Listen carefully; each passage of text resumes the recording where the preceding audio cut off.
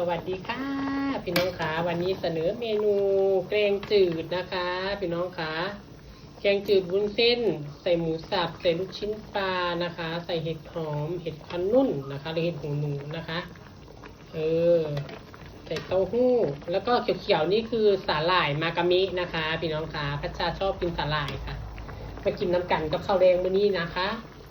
ซดแกงจืดคนละถ้วยพอเลยค่ะสามีบอกอยากกินแกงจืดก็จัดไปค่ะพี่น้องกินง่ายๆแต่ละมื้อแต่ละเว้นพี่น้องไผ่เป็นกันหมูว่าจับจะกินอย่างแต่ละมื้อขึ้นยากแต่นำของกินได้พี่น้องจ๋าติดยากแต่นำของกินส่วนพักพระจาใส่เป็นบ้านพระจาเอิ้นพัดตั้งสายเนาะค่ะภาคกลางเป็นเอิ้นพักตั้งหูบอกพักยังหมักแล้วนี้ค่ะหมักกินนี้ก็ตามชอบเลยนะคะไปหมักอะไรก็ได้พวกนั้นมาเดินมากินน้ำกันพี่น้องคะและขายไม่ได้เห็ดหอมชอบมากค่ะ